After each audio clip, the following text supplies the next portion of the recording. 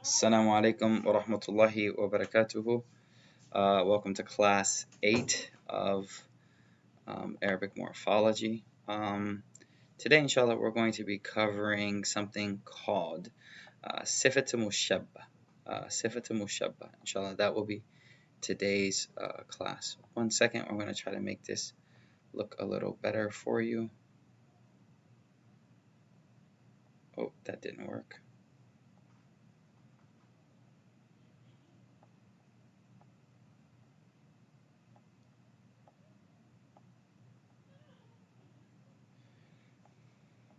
Okay, let's begin. Today we're going to be studying something called sifa mushabba.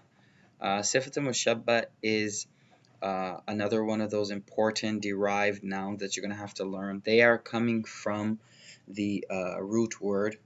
So what you're going to have to do is find the root letters of any word, and we're going to talk about the scales that this comes on and the paradigm it comes on, and from that you can create a sifat mushabbaha, and I'm going to explain exactly what that is right now, inshallah.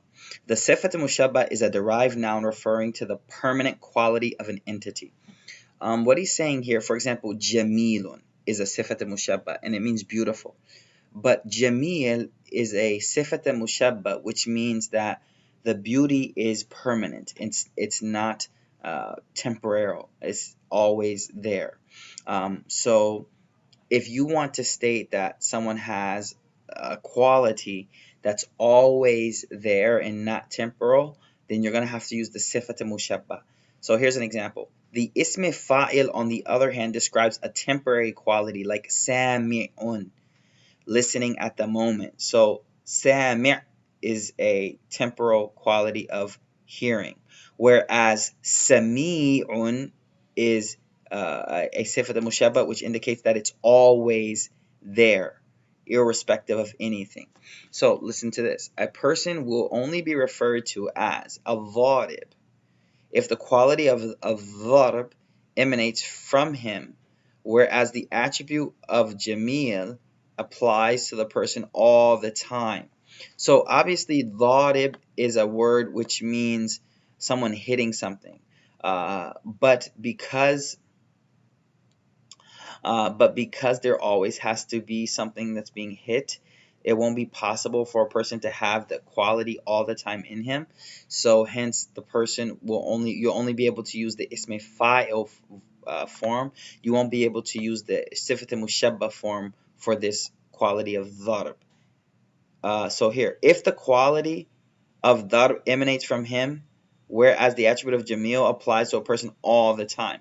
The sifat mushabba is always intransitive, always lazim, even though it may be constructed from a transitive verb like muta'addi. Example is hence. So look at this one.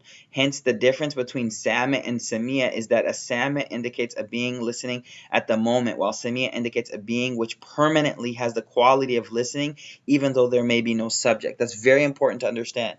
So samia means something that has the quality of listening all the time, permanently, regardless of even if there's anything to listen to. Okay? Therefore, one can say sami'un kalamaka, that he is hearing your speech. But to say sami'un kalamaka is incorrect. Sami'un kalamaka is incorrect. You would have to say sami'un, because sami'un kalamaka is lazim, and lazim words do not need a maf'ul to act upon. Okay, the sifat mushabba has 6 word forms, like ism fa'il. For the dual and the plural, they change. So let's look at those here. Look at this page here. You have hasanun, hasanani, hasanuna, hasanatun, hasanatani, hasanatun. Sifat mushabba is used on many scales for which there is no rule.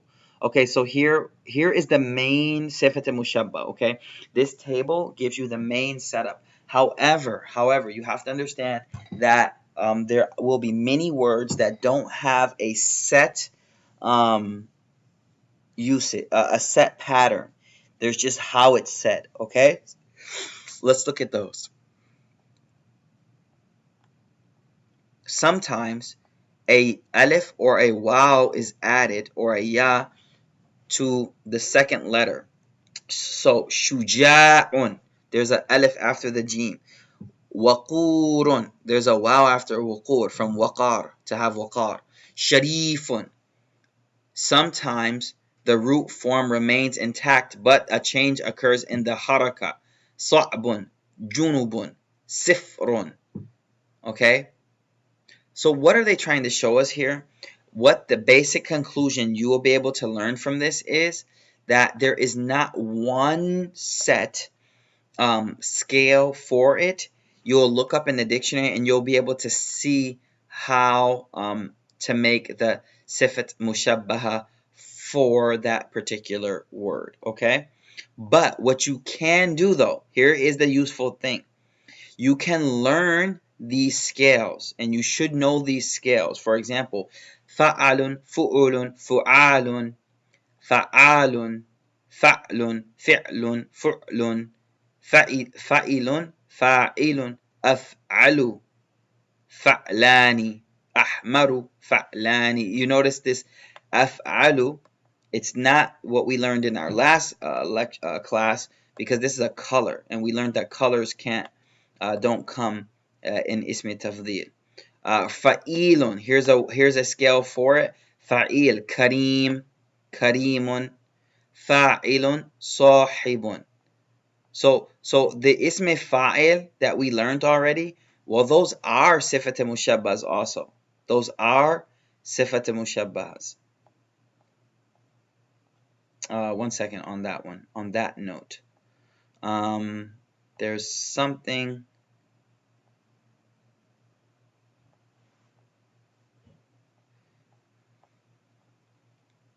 There is one problem.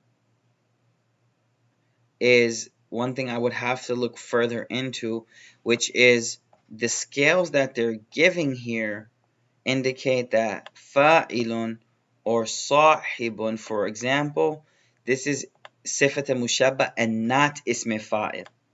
This is sifat mushabba and not ismi fa'il. I'm not sure about that. That's something we're going to have to do some further research into, because here what we're learning is the sifat mushabba will create a meaning of permanent quality, and the ism fa'il creates a meaning of a temporal quality, like dharibun, for example. Okay? However, here we see, yes, here we see some of the common scales that are used. And what are they?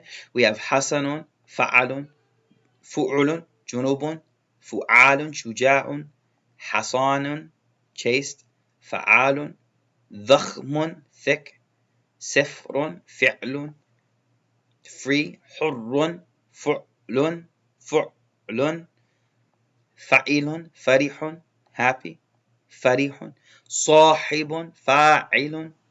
Now this could be an exception, meaning this one word, it comes on this scale for sifat mushabba. Wallahu alam. Kareemun, kareemun. Ahmaru, atshanu, atshan, to be thirsty. Okay, so this is our lesson for today. We'll talk in more detail about sifat mushabbaha in class on Wednesday, inshallah ta'ala. Just go over what we listened to, go over the lecture of today's class, look at it, try to understand it, inshallah ta'ala, and then we'll go forward in our next class, inshallah ta'ala. وآخر دعوانا أن الحمد لله رب العالمين. السلام عليكم ورحمة الله وبركاته.